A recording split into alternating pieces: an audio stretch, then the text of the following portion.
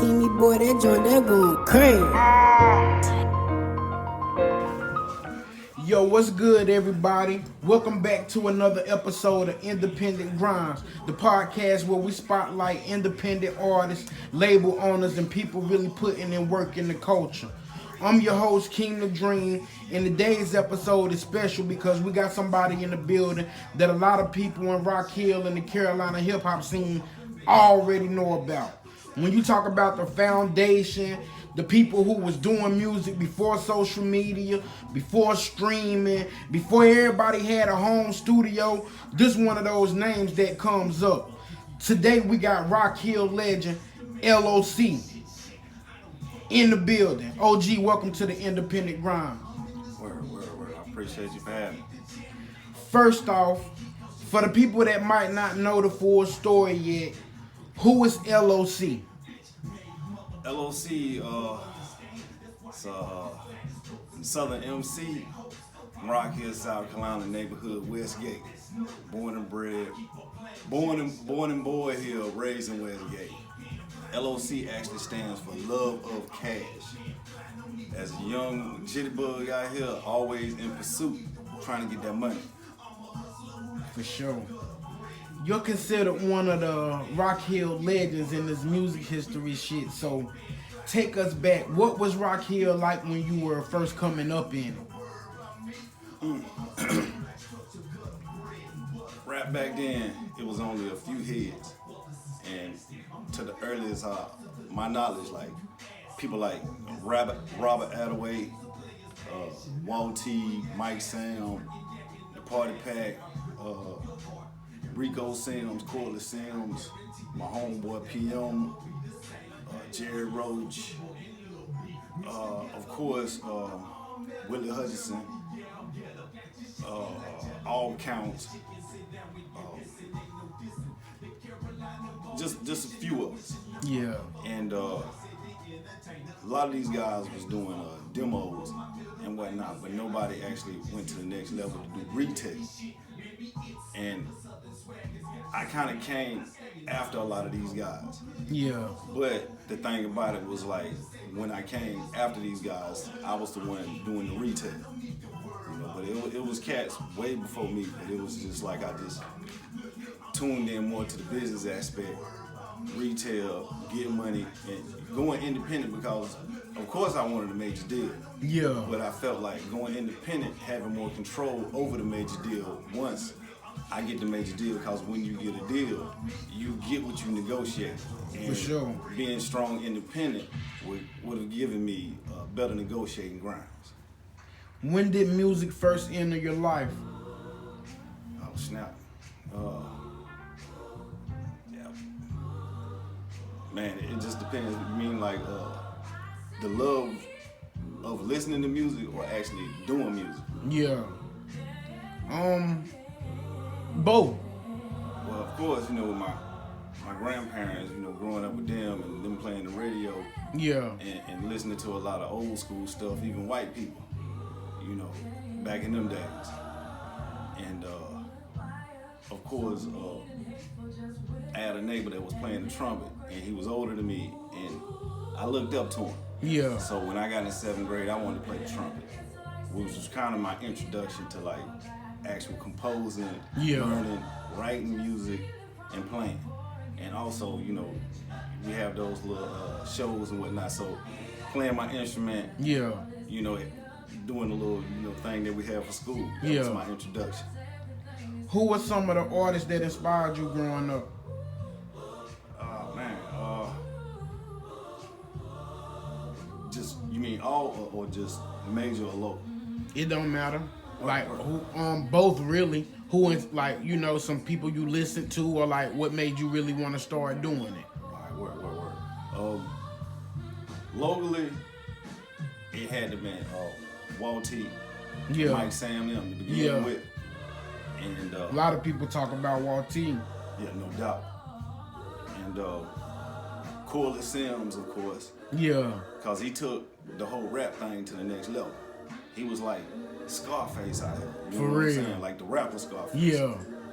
His whole rhyming and everything was like that next level. Like he he was ready to go. Yeah. You know what I'm saying? My homeboy PM like super airtight. I looked up to him, and it was like crazy and also a blessing because I grew up around him. We wrestled and stuff together, you know, in school. But I felt like PM was a better rapper than me. He was tight because he had more experience, and PM smart as hell. Yeah.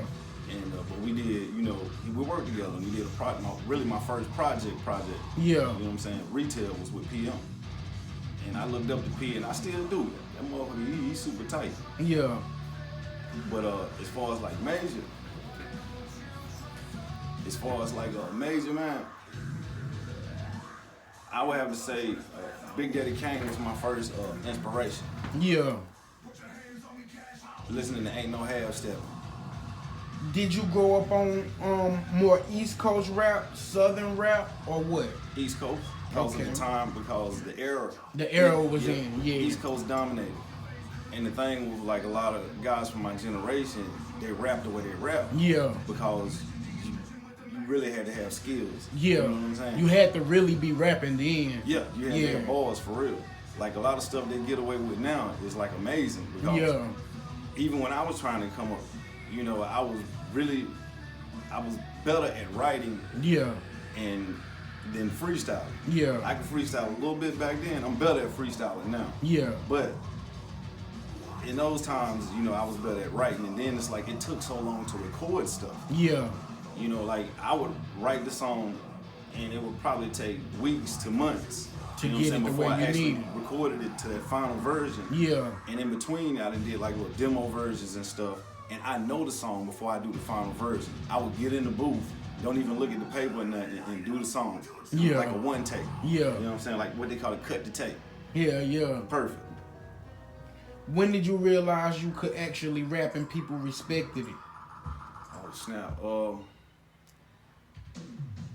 me see. Night at the Apollo. Yeah. The Rock Hill version, a rapper from Charlotte named King Sharrock. Yeah. He had a small label out of Charlotte called Prism Records. For real.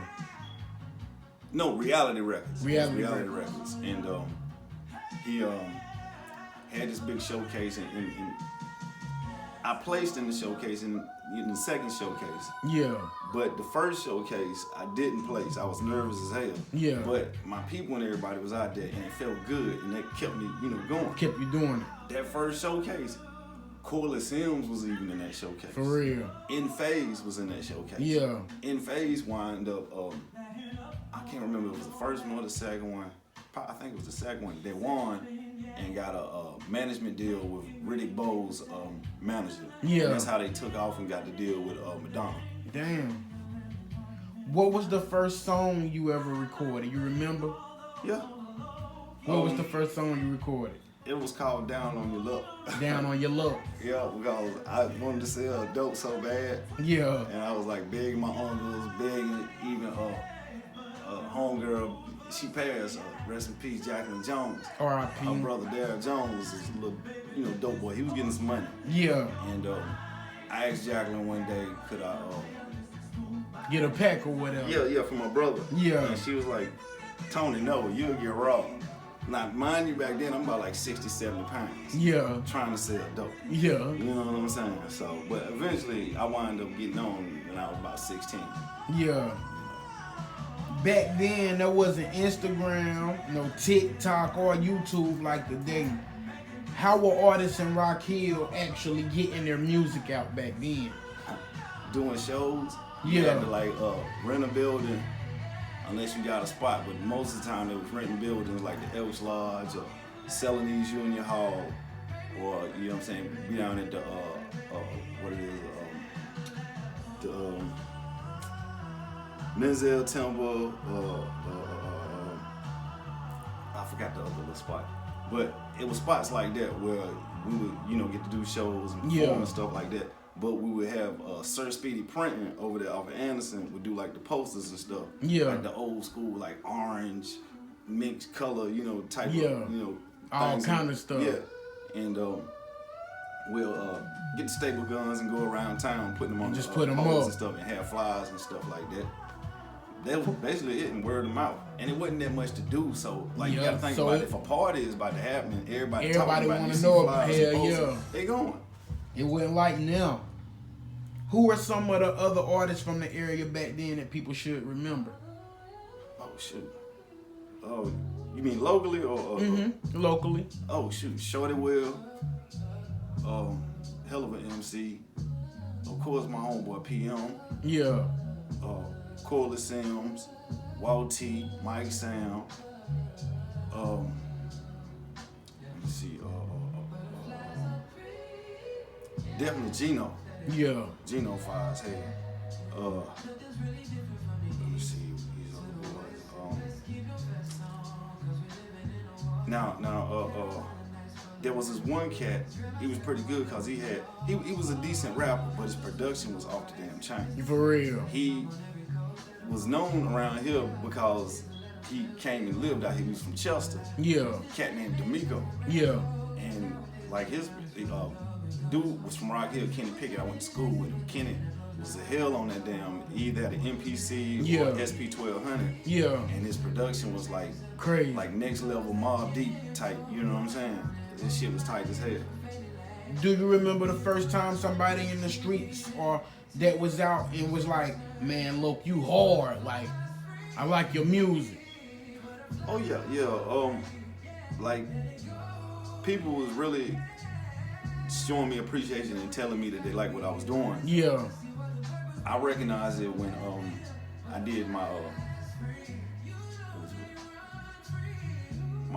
solo EP, the 99 joint. Because when I was going out, selling and stuff, the reaction, people was buying it, and a lot of some people I didn't know, going up to them, but a lot of the people that I was growing up with, and the crowd, stuff, neighborhoods, and Green Street, Westgate, riding around, all around the rock. Yeah. What was the biggest crowd you performed in front of ever? Oh snap! Early on. I know we used to do them football jamborees, them parties, football jamboree parties was pretty crowded. And down there, used to have big crowds down there. About what was the name of the damn place?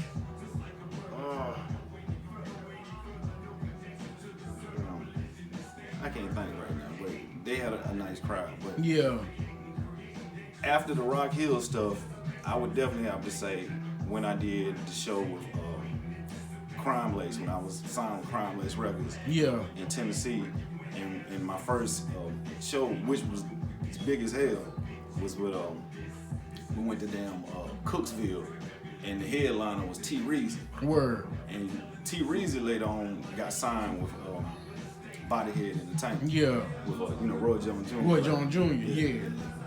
A lot of people in the city say your name with respect. What do you think made people start looking at you like a legend in the area? Oh.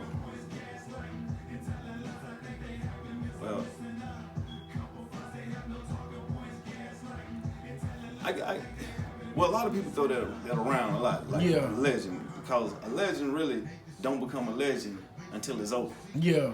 It ain't over yet. Yeah, you know what I'm saying? Because I don't like when Crisis the Rhyme Don out in Nashville told me, he said, it don't matter how old you get. Yeah. That's when I was in my 30s then, early 30s. And Crisis was like, it don't matter how old you get, as long as you still spitting that shit hot. Word. But the meaning. Oh shit, my bad. The meaning of a lot of words as we see them, they change. Like, for instance, how you say legend mean when it's over. But now to these YNs, like legend just mean doing some legendary shit. And you done did a lot of that around here. Like, you was like one of the first artists to do a lot of shit around here that people hadn't done yet. Word. So that would be like I get what you're saying, because it's not over yet, but I still would consider you a legend myself because you just done did legendary shit. That's like saying T.I. ain't bring us trap music. You get what I'm saying? Word. And that's legend that he ain't done yet, but you know what I mean?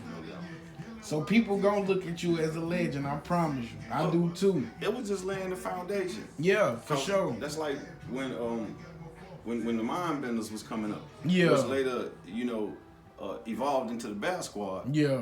You know, a few of them guys told me, it was because of Below Sea Level. Yeah. That helped, because it was like, damn, you know what I'm saying? This I is did real. Tony Banks a couple days ago. Word. Yep. Yeah. So, it was just laying the foundation, because the whole thing was the next artist that, that soaked the game up, learn more, Yeah. do more, Yeah, be yeah. bigger. That's what Right. you're supposed to do. Still sharp and still. Yeah. What was your most impactful song?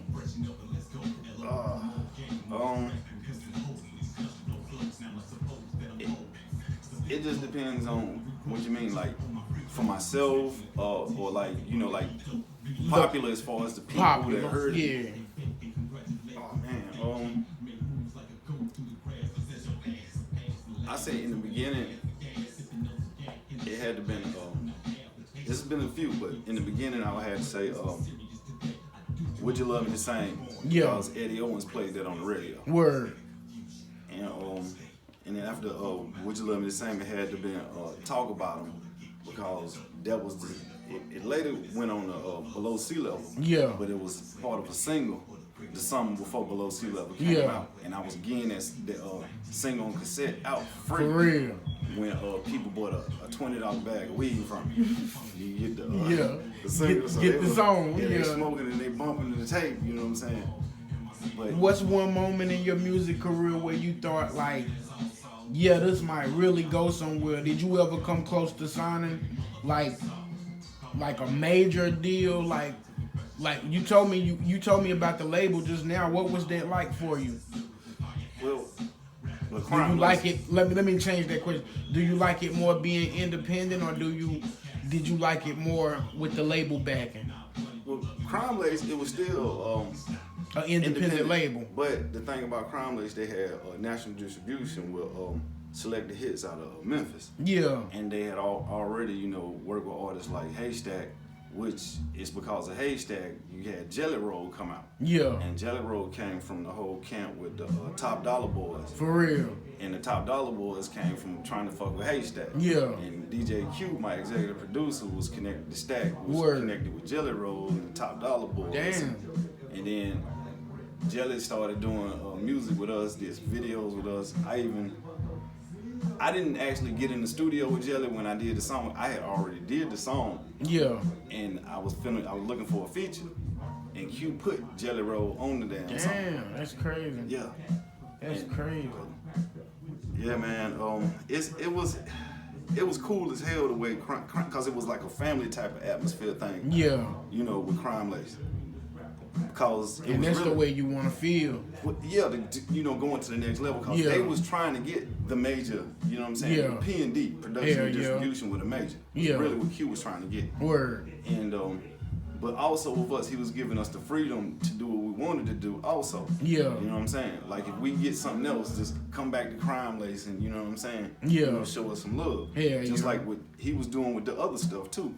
But I'm gonna tell you like this, it's like I had a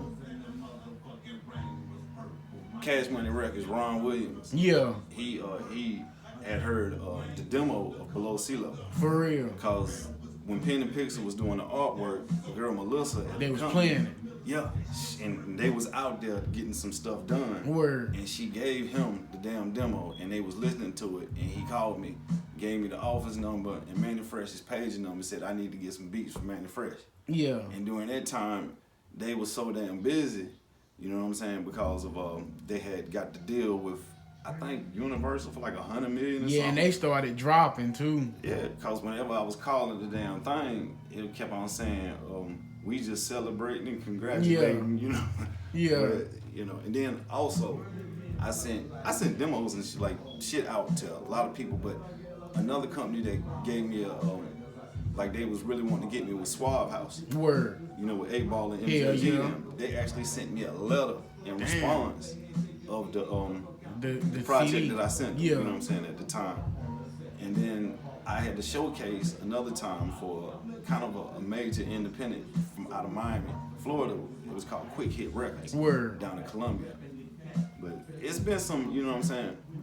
But I think a lot of times too, I needed what really would have helped me Keem. Yeah. And if a lot of artists pay attention, if you're serious, unless you got hella money, and even if you got hella money, you still need an entertainment lawyer, an agent, or a manager, a real manager, not somebody around you who just saying they manager. A real manager is somebody who can financially back you if you can't be backed, and he's if he's not backing you financially, he has, you know, people that he can, you know what I'm saying, he can get you shows, he can get you features, he can get you in the studio.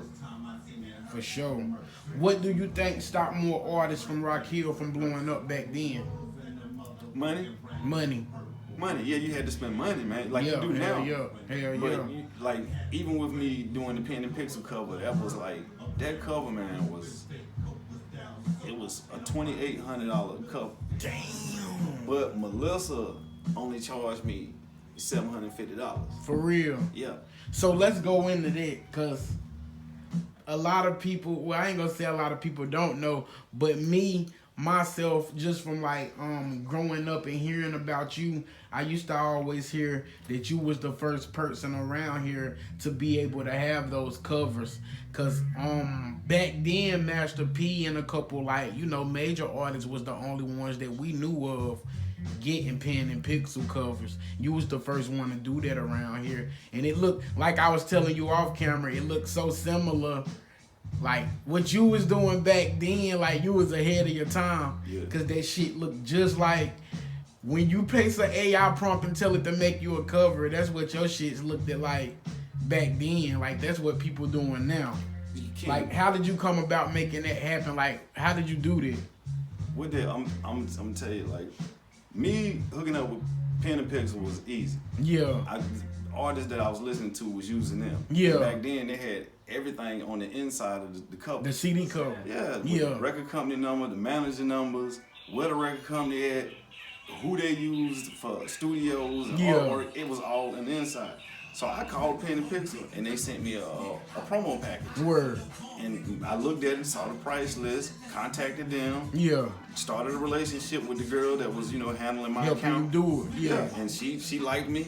You know what I'm saying? She even asked me to take her out to lunch when I got to Houston. Word. You know what I'm saying? So, you see what That's I'm saying? What's up. Hell yeah.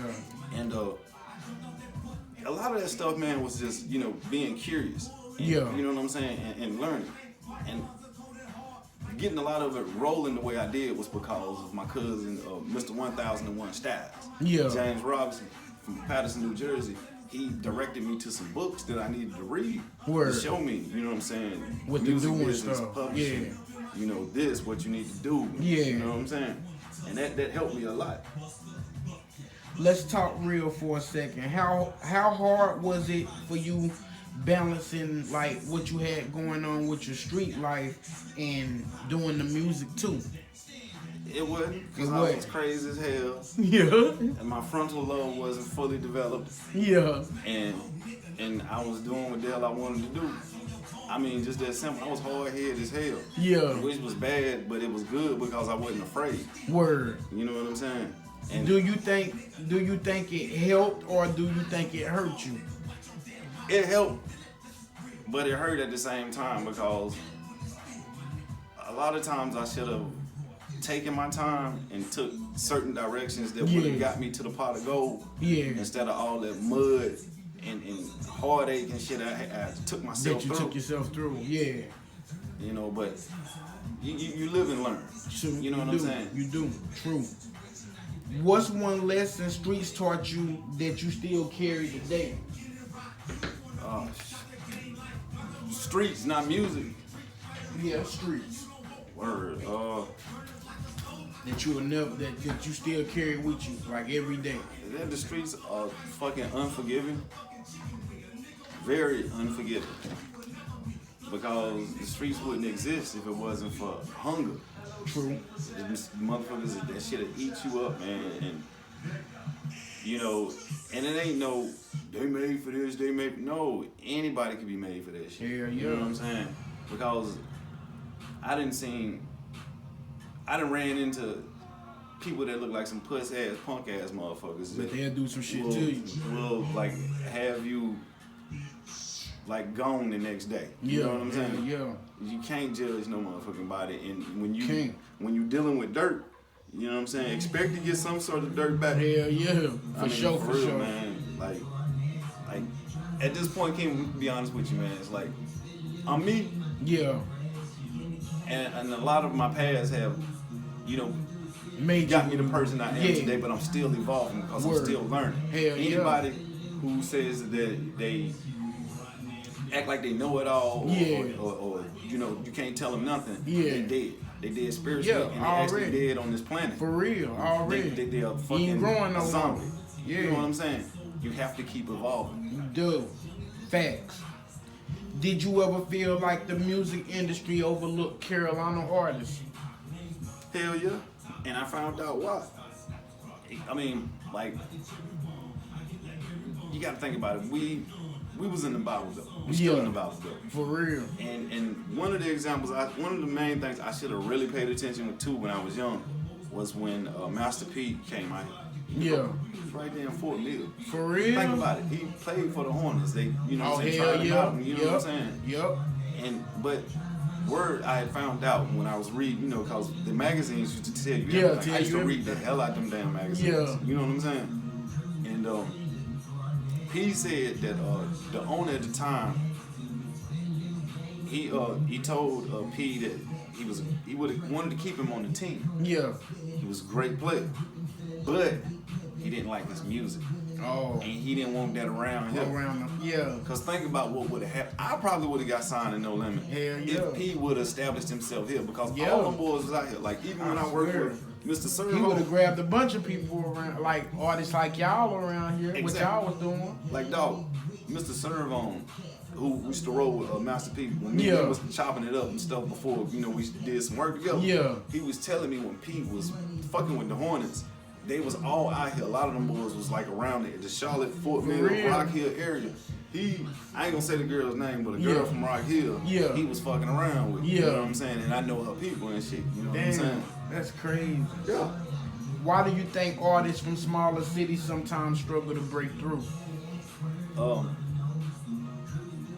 Money, most of the time. Yeah. And it's like, it's a popularity game. Like, That now, too. you guys got to get these streams and these views, and you got to do all this stuff through this algorithm every day to keep going, to get what you need. Back then, we needed the popularity too, but you know what I'm saying? It was different. It was more like you had to show what you had to stay active. Yeah. You know what I'm saying? Like physically, you know what I'm saying? Now the Carolina music scene is starting to grow a whole lot more. When you're what's your opinion on the new generation of artists coming out of Rock Hill? The Carolinas period, really.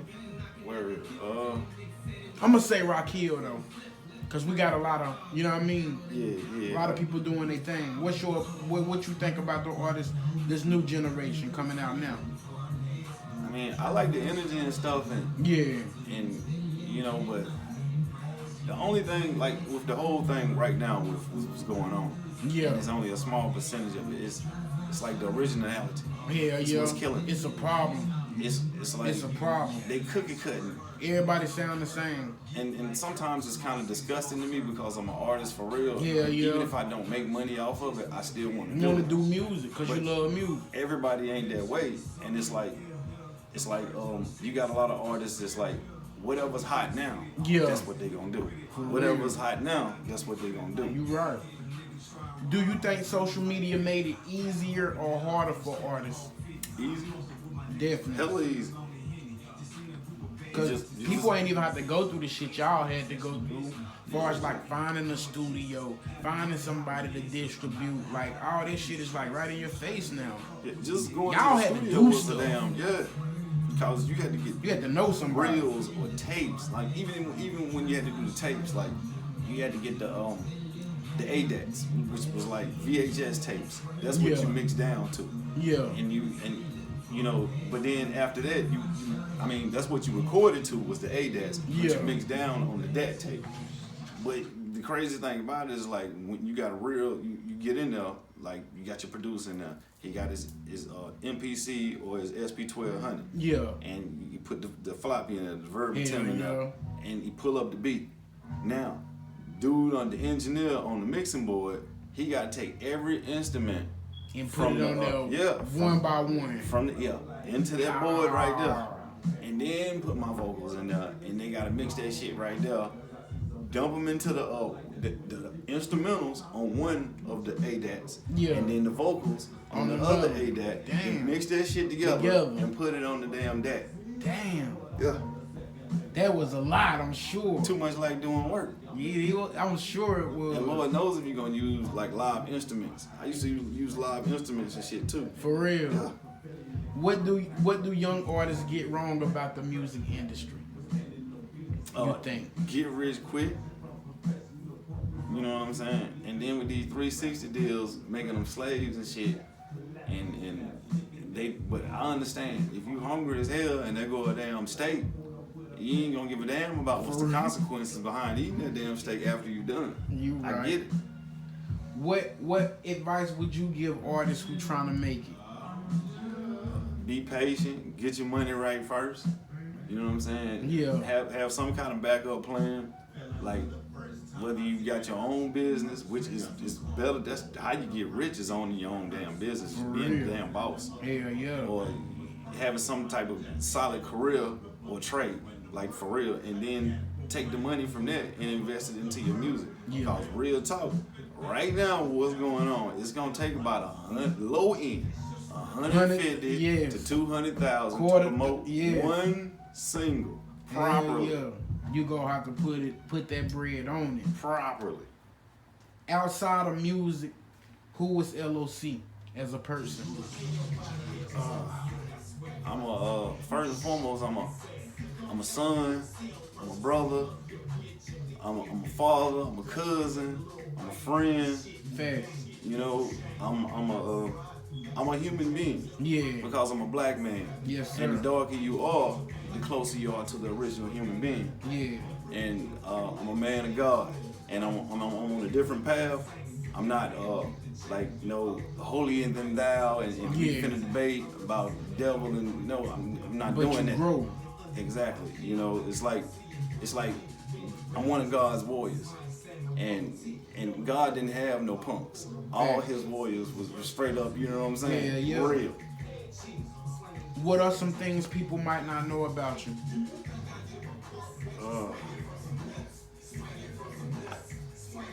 Like as far as like personal or music?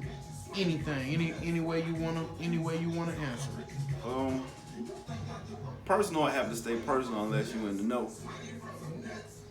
And as far as like music, what a lot of people don't know locally is how many like major features I done did with like artists with gold and platinum records. Yeah. And if you get on YouTube, you know what I'm saying, you can check out a few of those, you know what I'm saying, those surprises. If music never existed, what do you think you would have been doing? My first love was drawing and painting before anything else. I mean, drawing and painting? Yeah, I told my 6th grade teacher I wanted to be a famous artist, painter, and I wanted to have like a gallery show in Egypt. Damn. Yeah, that's what I told her, and wrote it and told her. That's what's up. That sounds like a hell of a dream though, for real. What motivates you today to keep doing what you're doing? Waking up, breathing, God giving me another chance to do it. For sure. You know, ain't nobody, you can't be on no, this gonna happen or this could happen. I mean, if you out there speeding the damn clock up, it's gonna happen. Hell yeah. But sure. if you living every day, you know what I'm saying? Living, for real. Do you still write and record music? Every day. Well, I don't record every day, but you still I write almost every day. Yeah. Mm-hmm. Okay. This part of the show is called Rapid Fire. Word. You can use one word or a quick answer. Okay. Favorite rapper of all time? Sean Smith. Sean Smith? Yep. Okay. Best era of hip hop? Golden era, 88 to 98. Okay. Tupac or Biggie? Pop. Okay. Jay-Z or Nas? Nas. Best studio session you ever had? Talk about them at the Schoolboy studio off of North Tryon in Charlotte. Yeah. With Fat Daddy, Bass was up in there, and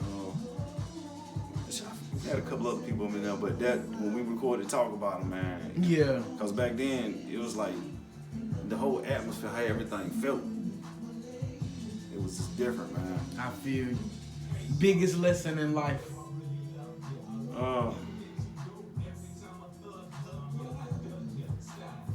In famous words of Juicy J, wear a condom and pay your taxes.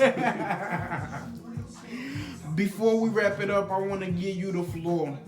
What message do you want to leave for the city of Rock Hill, the young artists coming up, the people who supported you over the years?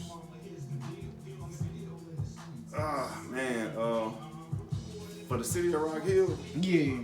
I would actually have to say, I appreciate everything, you know, because without it, it wouldn't have gave me that fire. That's like with anything, like that's why a lot of this stuff happens, man, because it's like taking nothing into something. Yeah, for sure. And Rock Hill, really, it wasn't nothing. It was something, you know what I'm saying? But as far as like, you know, being able to touch the things we see on TV and hear on the radio, yeah, it wasn't available like that.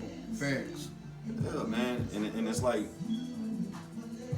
I appreciate everything this city, man, it gave me, and the people, you know, every experience, and like with the artists out here, just keep grinding. But I would definitely have to say, if you want to stay here and represent from here, you're gonna need that bread or some sort of out of town connect to make it flower the way you need it to flower. Because staying right here, you're gonna kind of be in a stalemate and be stagnant unless you got that bread to get that national attention on. That's fact. You know, but other than that, you know, venture out. That's definitely fact. Y'all already know what it is. This is Independent Grindz, hosted by Keem The Dream. The day we sat down with LOC and got real about the history, the grind, and the Carolina music scene. You want to tell them where they can check the music out, listen to the music, subscribe to you, and follow everything, stream your music, everything. Word. Right now, everything is on YouTube. Go to Voodoo Media 803. Voodoo Media 803. Make sure y'all go subscribe. Word. It's about 200 different videos on there, a lot of songs on there. You know, and that ain't everything. That's just little stuff that from time to time I load up. Definitely make sure y'all stream and subscribe. If you're an independent artist or entrepreneur grinding in this culture, this platform is for you. Make sure y'all like, subscribe, share, and support independent music. Until next time, keep grinding. It's the Independent Grindz podcast. Peace, love, and blessings to all. Thanks to LOC for coming, man. I knew this was gonna be legendary, and I appreciate you for coming and taking your time, man, for real. Already, I appreciate you, big dog. Till the next time, y'all. Peace, love, and blessings. It's the Independent Grindz.